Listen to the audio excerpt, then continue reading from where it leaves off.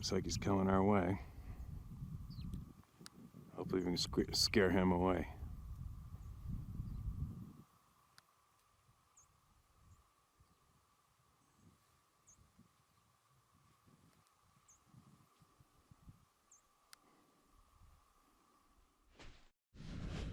All right, here we are. It is the 29th, and I'm one day ahead of you guys, in North America anyway. And I'm gonna be in some pain tomorrow, I'll tell you what. Today was a rough one, but you gotta do what you gotta do. Now, check this frickin' picture out. I was, what was I doing? I was doing something online. And on YouTube came across this video. I don't want to promote who posted the video because it's a Canadian news corporation that's bought and owned by our corrupt government, and that is a fact. This particular news outlet has actually gone against me directly on their show. We went back and forth, and I went after them online.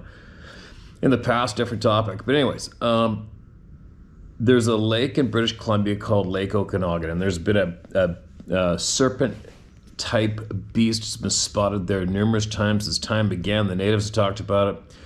I guess the non-natives nicknamed it Ogopogo. You probably Google that up. But anyway, I don't have an abundance of interest in it myself.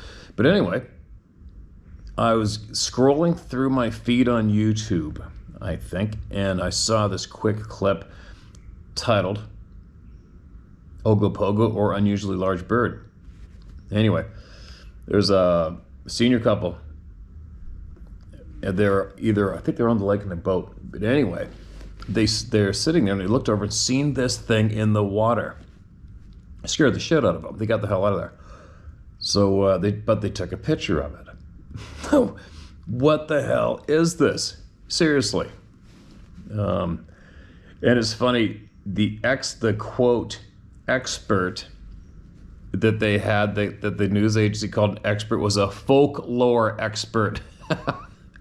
And he said it was probably just a duck or a goose in the end. But I mean, who the hell gets somebody with the title of folklore expert to tell you what the hell an animal is? Now, you know what? I'm looking at the photo myself right now, and I'm zooming right in on it. And just zooming in on the photo, if I had to guess, if you were to show me this photograph right here, without anybody telling me any kind of story behind it, it looks like a wolf's face, cheek hair, muzzle, and ear tips sticking out of the water, possibly decomposed, and the tips above the water have been losing their fur. That's what I'm thinking of first. But it wouldn't be on the top of the water like that, would it? But anyway, I thought I'd share that photo. That is a bizarre.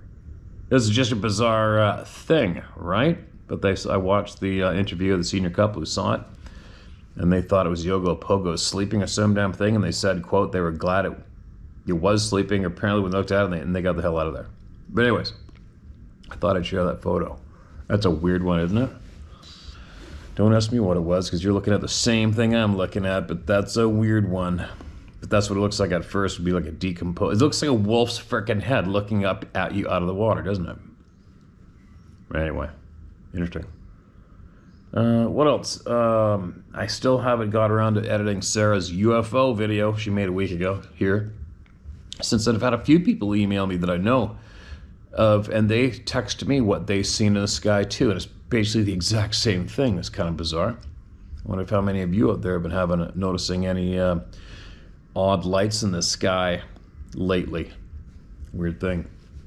But anyways, let's get going and hearing some voices now that we're back on the main channel. I believe this channel was getting up to over close to 5 million hits on it, just this one channel last month, before they threw me in the clink for talking with Jeff at the fire about whatever we felt like talking about, and that's why I got deleted.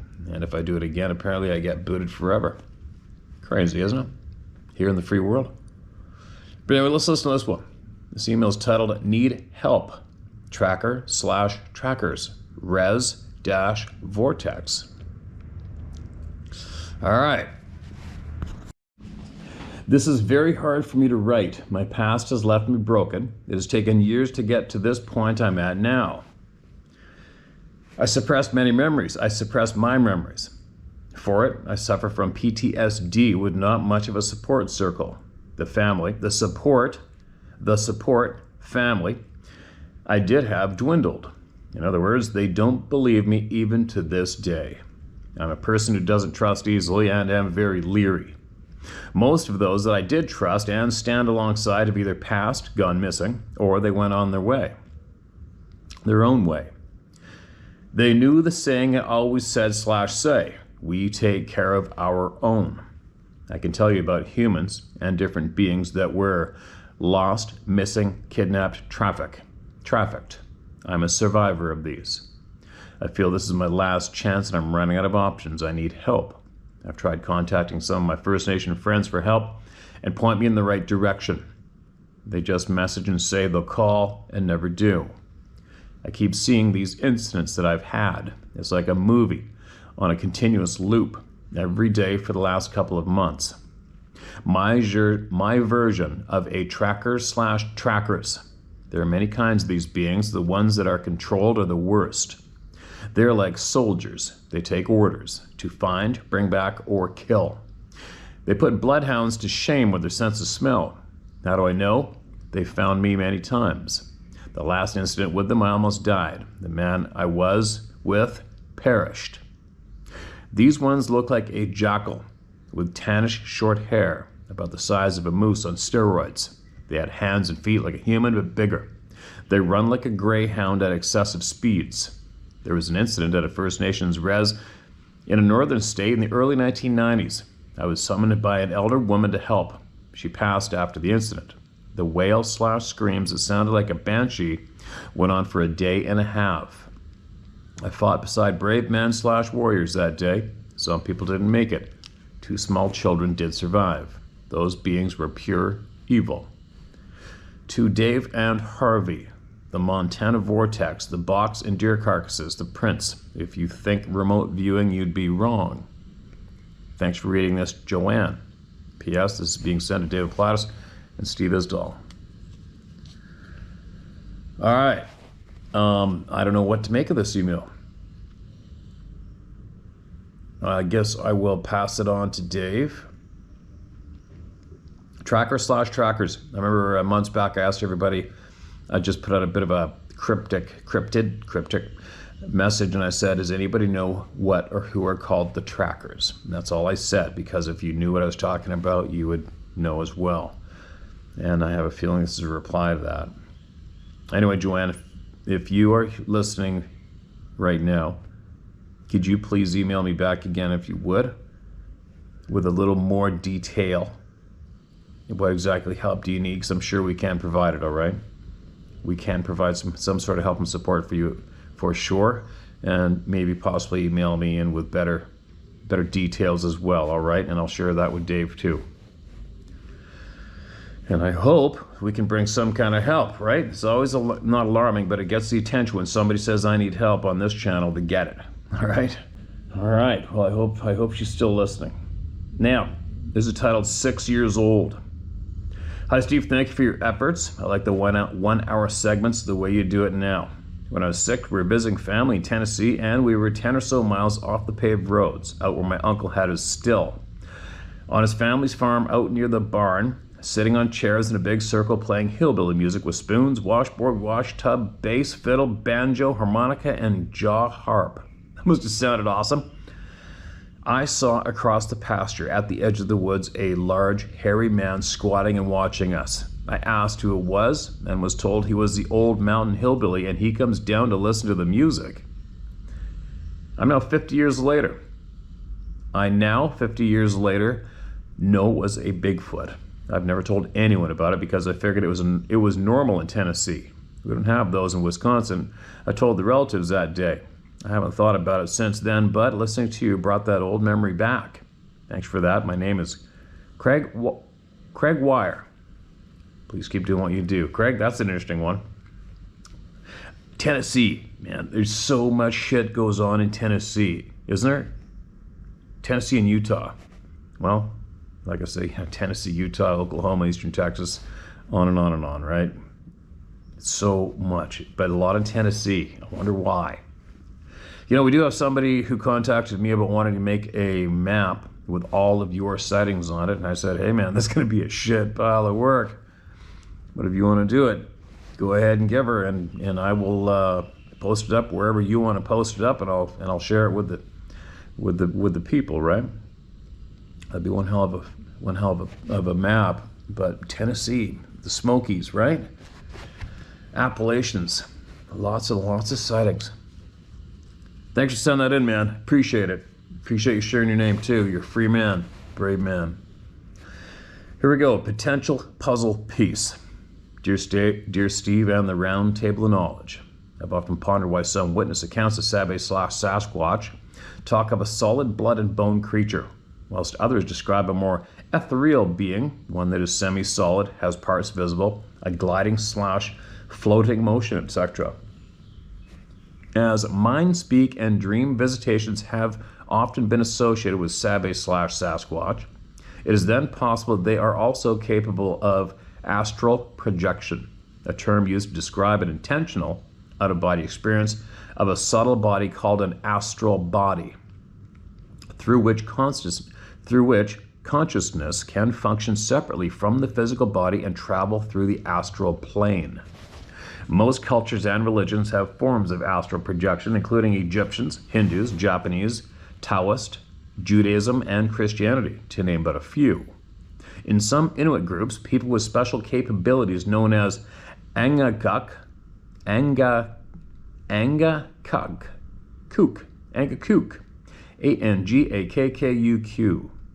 are said to travel to remote places and report their experiences and matters of importance back to their entire community.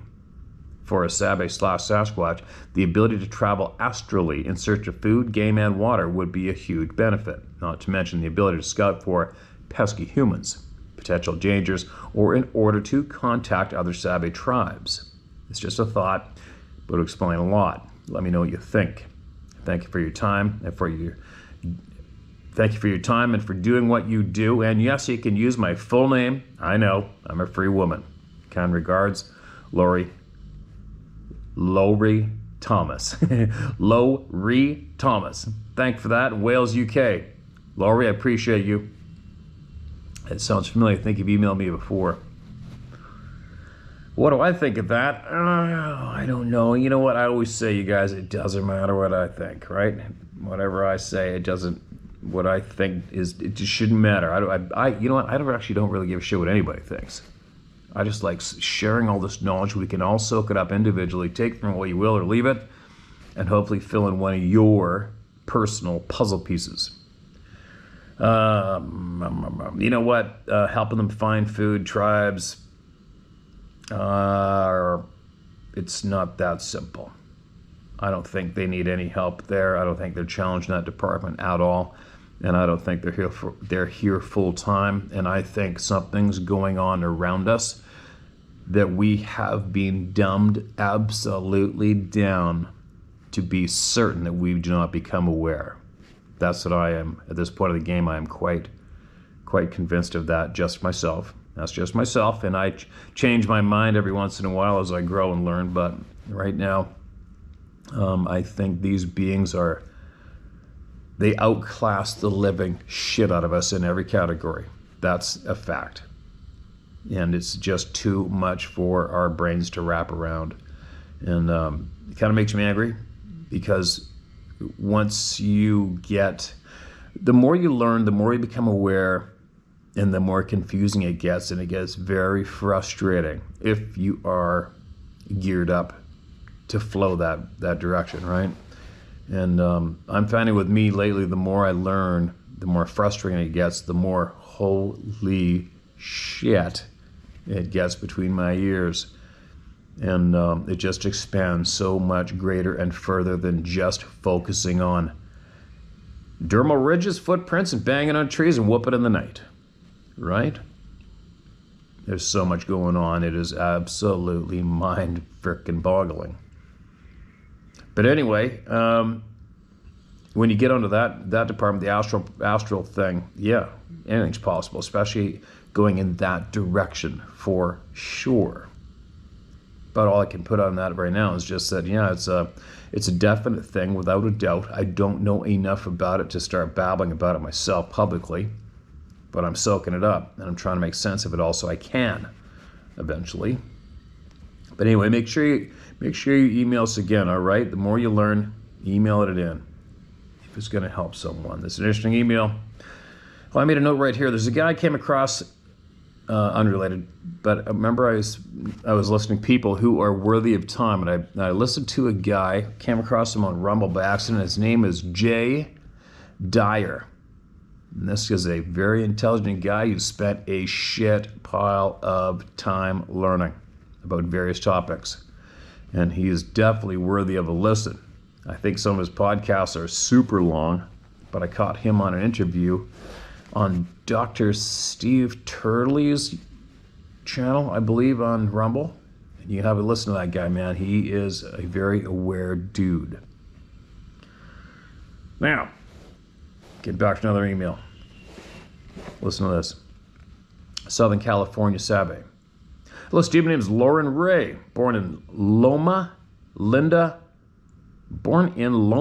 South California, but grew up in Redlands, just east of Loma Linda. Now, I didn't see the Sabe, but my sister, my mom, and her dog did. Early 70s. Christmas morning. My sister got up early so she could get everyone up to open Christmas gifts. Well, she looked out her bedroom window to see how dark it was, and she says she was watching a giant hairy monster walking down Highland Ave. It walked under the streetlight about 13 feet. It just cleared it. So it was huge. Well, she scared everyone in her house as she screamed, "Monster!" My dad grabbed a bat and ran out the front door. Nothing. My brothers were laughing at her. My dad said, "Quiet. Your sister doesn't lie." Must have been the green spot monster. Must have been the, quote, green spot monster, end quote. A couple years later, Mom was doing her yard work in our backyard. Our dog Lady was with her. We had a huge pine in our corner side yard, Mom said. There was a bad smell, kind of like urine, only worse. Suddenly, it walked from behind the pine tree in the corner of the yard and started walking on the street.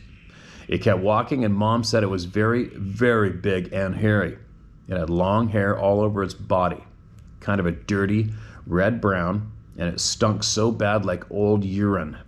Mom said it just stood there Mom said I just stood there looking at it. I didn't know what to do. It was walking down the street. It crossed the street into the back of the Braswell's Convalescent Hospital and up the side of the hill going up to Ford Park. I didn't see it anymore after that. She said she walked back to the patio and into the garage, and Lady, our dog, was wedged between the washer and the dryer, shaking so badly and crying and would not come out. She told Lady he was all right, petted him, and then he came out, but he stayed in the laundry room part of the garage. He wouldn't go back into the backyard, and he was still too scared. Well, Steve, those are our two family stories of what is known in Redlands as the, quote, green spot monster, end quote, that comes down from the hills or the mountains, the San Bernardino Forest. Sabe has also been seen in the San Bernardino, sorry you guys, California, at the St. Bernardine's Hospital parking lot getting into the trash. He was seen by my Aunt Anita that was working on the third floor. She told me about him a few years ago. She thought it was a bear, or at first until it stood up and walked away on two legs across the parking lot. She says she walked away from the window. She was a bit unnerved, and a lady in Redlands saw a Bigfoot digging through her trash. She thought it was a bear until it stood up and walked away on two legs. She said it was huge, hairy, and it looked like a man. Well, Steve, those are the stories that I've been holding inside for many years. I'm 68 now, and I haven't been back to Redlands in over 20 years. It's still a small town, city, and I'm sure Sabe is still around.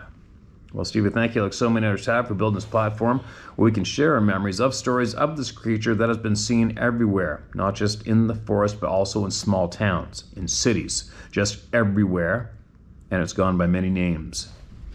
Again, thank you, Steve. You give me the courage to share my stories, memories, and that my mom and my sister shared with me. And now I know my sister doesn't lie, and my mom didn't lie, bless her heart. But I've seen some pretty strange things in my time. Well, again, Steve, thanks so much. I know you're a busy man. I want your show every day to hear what people think and their stories, their memories. And I think they're Nephilim. That's what I think. But everyone has their own thoughts on the matter, I guess. Sorry to hear about your horse Macaroni. He was a beautiful horse. I love your goats. Your chickens are so funny, and your little dog Ruby. She is just the cutest. My brother and I are thankful for all the knowledge that you give everyone.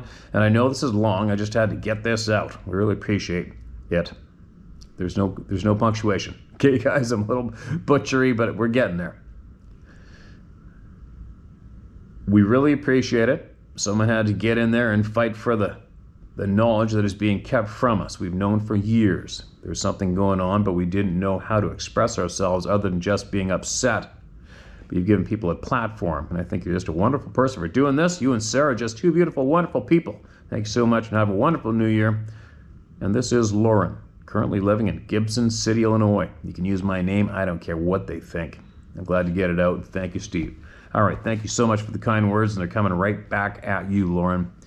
This place is absolutely nothing without people like you, all right? We're all the same. We're all the same.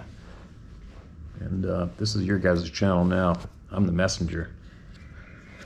We've all done this together, right? Appreciate those kind words. But we've all done this together. It's a group effort. It can't be done. One person can't do all this. It's all because of everybody here. But anyway, I'm glad you got that off your chest.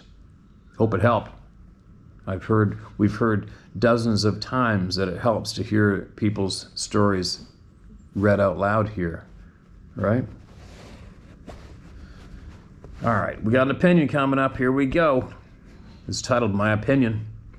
Hello, Steve. I hope this is all well with you and yours. This is not a personal experience, rather than me sharing my opinion on what I believe is happening. You can keep this to yourself, or if you feel it has merit, you can share it to the public. I will say I'm extremely hesitant in telling this because it's a bit unnerving to say the least. It no longer bothers me as much that we're being lied to because of what I believe I learned. There's obviously a reason we're being lied to. I now believe a big reason is because if people knew the truth, there would be a mass panic. So from what I've gathered as a 37-year-old man, is that humans are basically deer/cattle/pigs, etc. Two unworldly beasts from other dimensions. I will admit I do not know much about how, but somehow they can see and be around us, even touch us from behind a veil, and we would never be able to see them until it's too late in most occasions. But there are many different beasts, from Bigfoot to Dogman, from aliens to demons. They all hunt in different ways. There are even vampires and beings that may be partying with you at a club, offer to buy you a drink, and if you accept, you're their next target. They must have rules to follow, because in hearing so many personal accounts where a person could have been killed, but that person got away. I believe just like humans saying you gotta give the animal you're hunting a chance. I gotta read that again. I believe just like humans saying you gotta give the animal you are hunting a chance. They do as well, and that's how some of us are able to escape to live another day. I believe the dog men are one entity's hunting dog. If you're in the middle of the woods and you hear a sound like a metal door is opening and closing, you're in trouble. That is equivalent to a hunter opening the hatch of his truck bed and releasing his dogs to start their hunt. As I said before, I believe they have rules to follow. Each entity may have their own set of rules, but these beings and entities are all around us, everywhere. We just cannot see them. And they're guiding us along our path, preparing us to be killed. The sightings are all a part of it. I believe it's to get you curious, so you start looking into it. Now they got you. Maybe that's why the saying, curiosity killed the cat, came from. Since the start of this journey a few years back, I've gathered bits and pieces from every personal experience I've listened to. Videos like yours and Dave's Missing 411 movies and TV shows, and my own personal life experiences. The most recent movie I watched was The Menu. That movie is basically about our lives. If you've seen it, you know what I mean. They know everything about us. They're everywhere. They could be emailing you with an experience. You just never know who or what you're dealing with in this world, Steve. Something came over me one day, I'll never forget it. A few years back, I just got this wave come over me after seeing something on the internet that made me question life and wanting to know the truth ever since then. Now that I have pieced this little bit together, I don't know if it's helping me knowing or hurting me. I can say it has hurt me more so far. This is all very fresh to me, and if my curiosity theory is correct, and can't help but wonder why. What did come over me to drive me down this path? Are they preparing me? It's scary to know. It doesn't matter what you have as a weapon, with the advantages these predators have on us, not to mention the amount of fear alone could kill a person who doesn't fathom the possible scenarios as humans could possibly find ourselves in. That's not possible, should never be a part of any human's vocabulary. I will say, the one thing that is helping me not be terrified to go out at night or go into the woods is, if that type of evil exists, that type of good must as well. God bless you, Steve. Steve O'Neill from Philadelphia. Okay, thanks, man. Well, your opinion's been heard. And what can I say? I can't say much. You know, one thing I can share from David Pilatus, who, over our times of chatting, he directly, specifically let me know that in all of his digging, not one Bigfoot researcher has been harmed by the Sasquatch beings that he knows of. So there you go. And he has never said that Sasquatch is specifically responsible for the disappearance of any human being. So there. I don't know. That's all I can add to there. But it sounds like you're in a bit of a journey, man. And the farther you go, the more you're going to pick up. You're on the right track of figuring shit out anyway, right? Just becoming aware of all this crazy shit, step one. And then from there, you keep going if you choose to. So as you go and as you learn, your attitude, I'm sure, is going to change on a few things. When it does, and you pick up more knowledge, solid knowledge, email back to me. I'll share it. All right? If you feel it's going to help the people. Okay, man? Be safe out there. Be safe. All right, here's another one titled, What the Hell Was That? All right. Hi, Steve. Go ahead and use my first name. I'm Darren. I live in Franklin, a very small town in southeastern Idaho. I've been very hesitant to send you an email about what I saw. It's nothing compared to most others on here on the Round Table Family site. First, I'd like to thank you for the time and hard work you do for all of us here. Your knowledge and experiences inspired me in many ways. The stories I've heard have added many pieces to my puzzle. I thank you for all the great strength and courage it takes to get the real truth put out there. I'm 54 now and have only tried to tell my story twice. The first time I was pretty much laughed out of the room. The next time I was only a few months ago to my current wife. She was very interested. The year was 1987, in the early month of May. I was 19 years old, getting ready to go finish my military training. I wanted to spend some time up in the mountains with my boss/friend who was an outfitter I'd guided for a few years, guiding mule deer hunts. I grew up hunting and fishing my entire life. I never was a great hunter when it came to big game. I was able to set up a few clients and some very nice trophy mule deer and are in a place called the Mink Creek Steeps. Trust me, the Steeps lived up to its name, LOL. When it came to my own hunts, I don't know if it was just bad luck or I was just never in the right place at the right time to bag me my own trophy mule deer or elk. I did, however, hunt many different birds, which I did have very good luck with, the help of some very good bird dogs. Anyway, back to what I saw. I was just over the Wyoming border into Idaho, which was next to Alpine, Wyoming, and the Palisades Reservoir. I was enjoying my very first spring black bear hunt with a bow and arrow. We had set out some bait sites in a few different places up the Palisades Canyon along the McCoy Creek Road, although back then it wasn't much of a road. It was so muddy and the ruts were so deep, if you didn't have four-wheel drive, you didn't go anywhere. On the night of my encounter, I was headed up the McCoy Creek Road back to base camp after spending an uneventful evening sitting in a tree stand until it was too late and dark to shoot. I was driving back through a very wet and rough spot. My eyes were concentrated on where my heels were going, trying to get past a very rough place in the road. As I was navigating through this spot, something very big and very black ran about 20 feet in front of my truck. Not paying attention to what was much further out than a few feet in front of my truck, I didn't get a very good look at what actually ran in front of me. I thought to myself, if that was a bear, that thing was huge. Then I thought maybe a moose, considering there were a few cows and calves we had been watching while spending the time fishing for cutthroat trout. I didn't think much more of it that night.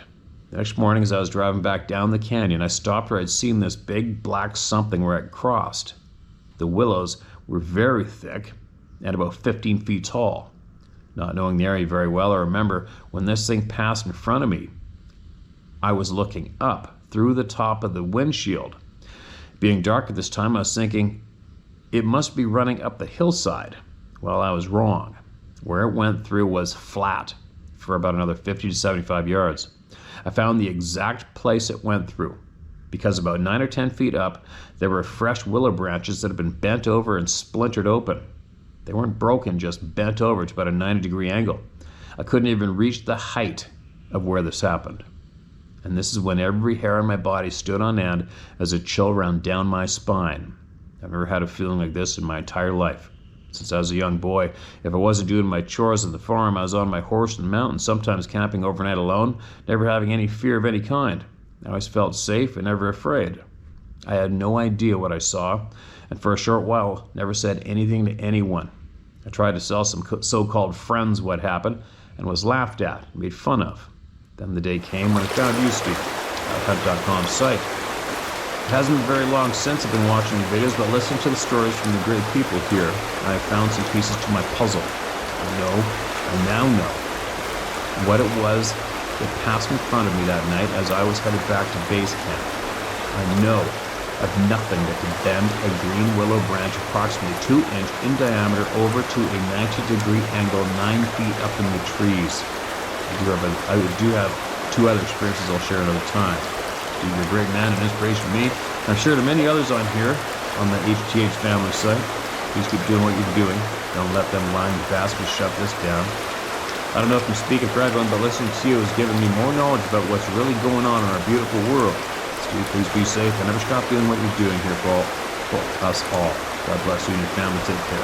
Okay, appreciate the kind words, man. Absolutely appreciate them, and I'm sending every one of them right back at you, all right? This place is nothing without you and all the other people like you. And welcome to the club of no return, Darren. Right? Didn't ask for it. Got slapped in the face with it. Didn't have to fill out a membership application. Boom, you're in. No escape. You'll never escape this club. That's one thing about this club. It's worse than a nasty criminal biker outlaw club. Getting a tattoo. It's worse. You will never escape this club all of your life. It's not possible. What do you think of that, you guys? But anyway, thanks for that, man. And, you know what I've said before if you're listening. You go around people in that community, look them in the eye, square up to them, and not talk to them dead serious, and say, hey man, you see any weird shit around here? You know anybody who's seen some weird shit up in the forest around here? And if they have, and they're on the same page, it's gonna flow. If they haven't, they're gonna go, nope, alright. And it's easy to get out of that conversation. Alright, who is next? This one's titled Club Member Since 1975. Yeah, this is an old club too, isn't it? It's an old club. My September 1975 encounter. Greetings, Steve, and you use my name if you desire. My name is Don Wendorf. I live in southeast Minnesota, USA. Don, you're a free, brave man. Welcome aboard. The encounter happened during September 1975. The location was in the hill/bluff country of southeast Minnesota. I've guided a lot of people from Minnesota, a lot of great people I've met from that state. It was a nice, warm fall day. It was such a sunny, warm day, I was dressed lightly for hunting. A coat was not needed. I was grouse hunting on a farm I had hunted for quite a few years. I parked my car where I usually parked, walked the field drive to where I wanted to start my hunt. I hunted along a game trail, which I had hunted many times. I could normally count on flushing some grouse hunting this trail. The direction I was walking the trail, at one point, the trail makes about a 90-degree turn to my left. You can't see around this turn because of a rock outcropping and some bushes. As I neared the corner, all of a sudden it was cold. I could see my breath when I exhaled. My body became covered in goosebumps. I felt I was in serious danger. I stopped my tracks. In my head I received a message, quote, "If you continue, you die," end quote. While still looking ahead, I slowly backed up. After just a few steps, I was back in the warmth of the day. I could not see my exhaled breath, and the goosebumps were gone. I was confused by what had just happened. Holy shit, no doubt. Thinking about it for a little bit, I decided I needed to find out what caused this. I opened the chamber on my shotgun to make sure there was a shell in it, and was ready to shoot if needed. I closed the action of the shotgun, shouldered it, clicked the safety off, and walked forward. When I got to the same area as before, all of a sudden I could see my breath and my body was covered with goosebumps again. I stopped briefly and wondered what caused this sensation. I decided to find out. I double-checked my shotgun and I took a couple steps forward. Then in my head, I heard the warning. If you continue, you die. Again. This stopped me in my tracks. I stood there briefly and backed up again. After a few steps backwards, everything was normal again. Now I was puzzled and I decided I needed to find out what was causing this. I walked forward again. At about the same place, again, I could see my breath again. I had goosebumps, and I received the message again, if you continue, you die. I backed up a short distance again. I stood there thinking what was going on. After standing there for a couple of minutes, I decided to try to find out what caused this again. How many times have I read again? Just kidding, man.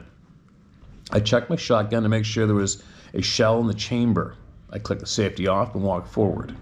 In the same location, I could again see my breath. I was covered in goosebumps. Then I received the message again. If you continue, you die.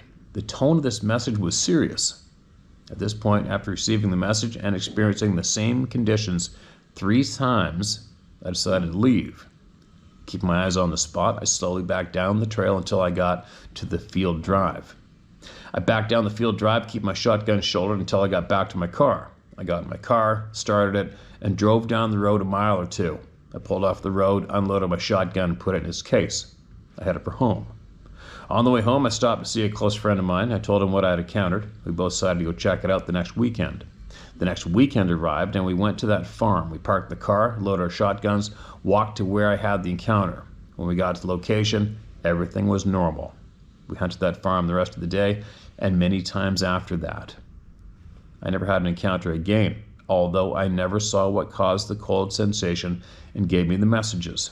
I knew there are things on this planet that we humans don't know about and have no control of. Yeah, no shit, man. That's a creepy story. I don't know what the hell I would. I haven't had a message enter my head ever that wasn't my own gut instincts. Maybe my gut instincts is somebody else. I don't know. But I don't have anything to report to anyone along the lines of, I heard a voice in my head. Said me never, yet.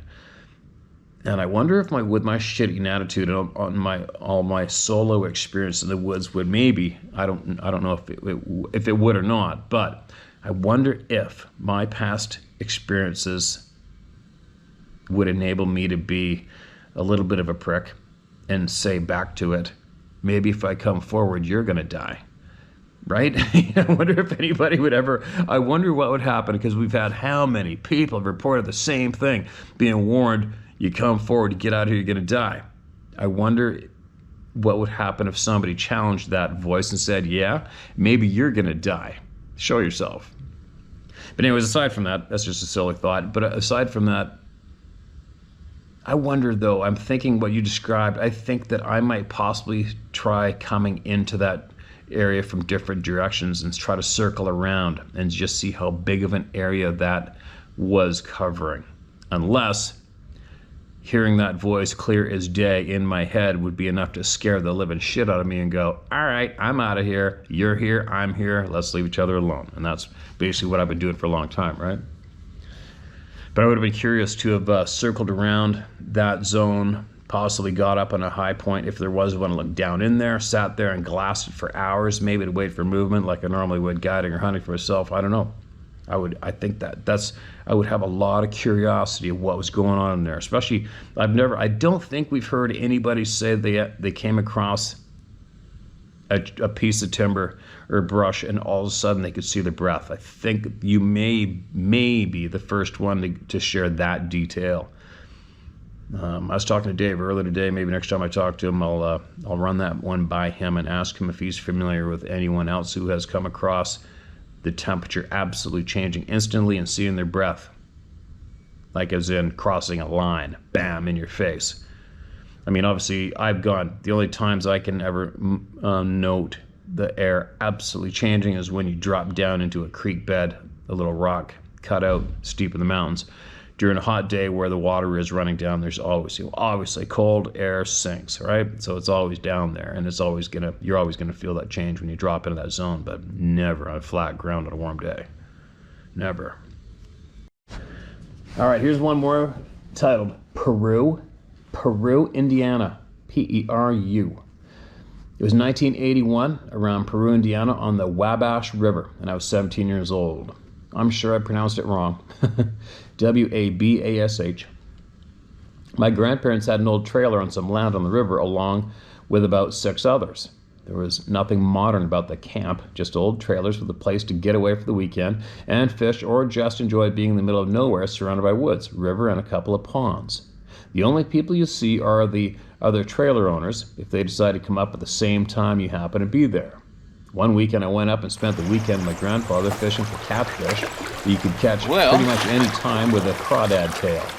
See the weekend ended and the neighbors left, and Grandpa told me I could stay until I was ready to come home and just lock it up when I left. I told him I may stay another day or two, or maybe the week, depending on if I could keep myself from becoming bored. I loved it up there, and truth be told, I could just live there. No phone, and the place to myself with all the fish I could eat, along with frog legs if I wanted. And that was the that got me in the mess where things went completely off the rails. It was Monday morning, that I thought I would go wade around and gather 5 or 6 bullfrogs. I had a fish basket that clipped on my belt, and I had caught 2 frogs when I heard one that sounded huge in some weeds next to a fallen tree. I ducked down the line of sight by the trunk of the tree and started forward while crouched. I got about 8 feet away from the tree and the frog when whatever it was that I stepped on just sank with me as I put weight on it to step forward, still crouched over. To my surprise, the huge tree rocked, then became a free-floating 10-ton island coming right for me. Oh no. This isn't good. That's every outdoors person's nightmare. Before I could get out of the way, not for the lack of trying, it hit me, dragging me backwards. Before it stopped moving, it had pushed me back and down, landing with it on top of my thighs, with both feet straight out and pinned in the sitting position to the bottom of the river and water just below my armpits. Oh my God. There was a boulder behind me, thank God, that allowed me to rest without strain to stay in the sitting position. As I sat there thinking that this is not good, if the river decides to rise, in my head I heard a voice. This made me look around as I was thinking I heard someone talking to me, but I didn't know what they said. I just heard a voice. I tried to push/pull my legs together to get either or both free, but no such luck.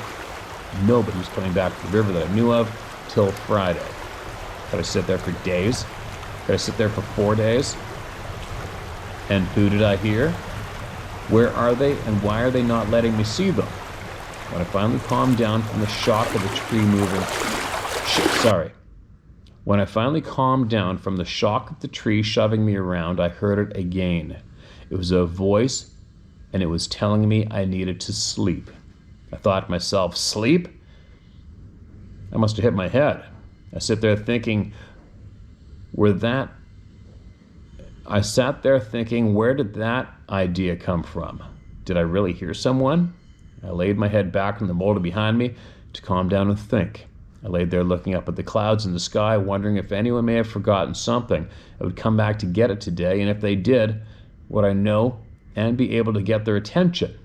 And then, poof, I woke up in a hammock that was out in front of the trailer. I was trying to jump up as that dream/nightmare was just too real, and found my foot wrapped in an old towel that hung from the grill that we used to wipe our hands while cooking.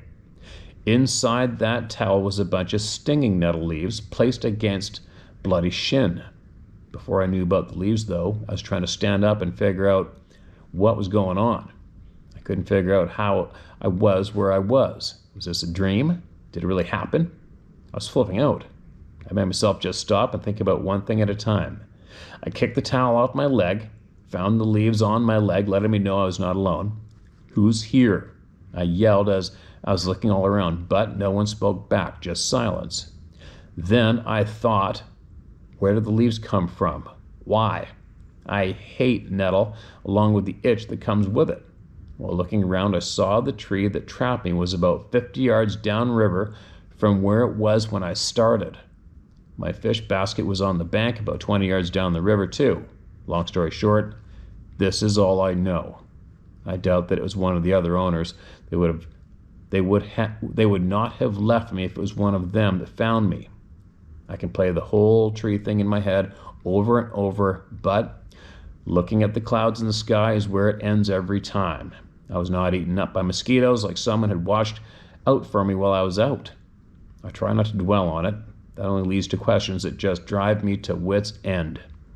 I still love the outdoors, fishing, hunting, and camping. Every time I'm out in the wild, I always look around and say, thank you for being here for me in a low voice, usually within the first 10 minutes of getting out of the truck. I ended up staying until Wednesday. On Wednesday, I cooked up a mess of fish and fried taters with a half a tub of coleslaw Grandpa had left. After eating, I packed up and leave. I left a half a pan of taters, the coleslaw, a big pile of clean catfish, and the coal smoldering on the grill just in case my helper wanted to eat. It was probably a good move, man. For the longest time, I figured it must be a homeless guy or someone running from the law that had helped me. I now believe that I told myself that so I wouldn't lose my mind. These days, I believe it's just something much larger that moved that tree off me. And the reason I say thank you when I enter the woods or out of, and the reason I say thank you when I enter the woods or out in the wilds. I never told anyone about that week, mostly because I couldn't figure out how. I knew there'd be so many questions that I couldn't answer. I was also afraid that I would not be allowed to stay alone up there again for safety reasons. Grandparents have since passed, and the river getaway is a thing of the past, visited only by memories. Thanks, Steve. You've done a good thing in a world of bad. We all need the light you bring to the HTH family. Take care of you and yours. Butch Garner. P.S. You can use my name as I don't give two shits about what people think. Not that half of them do. All right, man. I absolutely appreciate that holy shit experience shared, man. Wow. That's a holy shitter, right? Who or what did that? I don't know. Have giant hairy beings in the forest helped humans in the past? Many times. They've emailed us many times. We go down the list of what it probably wasn't. I don't think it was a grizzly bear that did that. I don't think it was a demon that did that. I don't think it was an alien that sees us as high-end prey did that, right? What would do that? Who would do that? I'm glad you left the food for that being, whoever did it. And if that area still exists, I wonder if you might ever go back there, maybe go back there and hang out and see what it feels like. You know what I mean? Just see what your gut feels like when you go there and see what's up. Maybe we take a picture and send it in to us too, maybe. But anyway, that is an incredible, incredible, holy shit experience, and I could not imagine being in your shoes, especially myself for all the shit that I do by myself on this goofy planet in the middle of nowhere. I mean, I'm trying to picture that happening to me, and then how do you share that publicly, right? How do you share that with your friends and tell them what happened? I guess the same way I share my shit, right? You just do it. And but one thing I always emphasize on when I'm talking to people about this topic, when somebody makes me bring it up in the company of others or whatever, I just say, hey man, do you really think that I need attention from you? Do you really think that I made this up to get attention from anybody in this frickin' room? Think I asked for this shit? Not a chance. Do you think you're big enough to laugh me into changing my story? I don't think so. You can try it. It's probably not going to change my story, right? It happened. It happened. You share it. You get it out, you share it. People laugh, kick them to the curb. Who gives a shit? But anyway, that should do it for today's Voices Being Heard. It's cloudy out, noisy and shit out, and it's very tough to get outside and find somewhere where it's quiet enough to get these recorded where I am currently without, I gotta rent a vehicle or something to get up in the mountain. I'm going to do that in a couple days, but I'm busy working on myself right now in this gym with some people, and it's gonna beat the crap out of me for the next couple days, but I'm going to rent a vehicle and I'm gonna go up into this mountainous area I found. And I'm going to take you guys up there and I'm going to spend a day getting voices heard, and I'm going to show you guys that. So in the meantime, I got an external drive with me with all sorts of mixed up files on it. So I'll just grab some random shit and I'll throw it on here for you guys to watch while I share these. I guess you would have figured out by this point in the video, right? And what else? I think that's about it. You know, I keep getting the odd email comes in. It's like, oh my God, I don't even know why I mention it, but some people email me and go, what'd you do with the old music? This music sucks. And I'm not sure which would be the worst dumbass. One that actually emails somebody on YouTube to tell them that their opener music sucks, or would I be the bigger dumbass for actually replying to tell them there's a fast forward button? Right? Oh my God, if you guys knew the emails that I get, the things that people actually feel motivated to email me, and probably a lot of others about, it's just, sometimes it just makes you shake your head. It doesn't matter what you do in public, in the public eye today. It doesn't matter what you do. Somebody is going to be built in a way that something bothers them.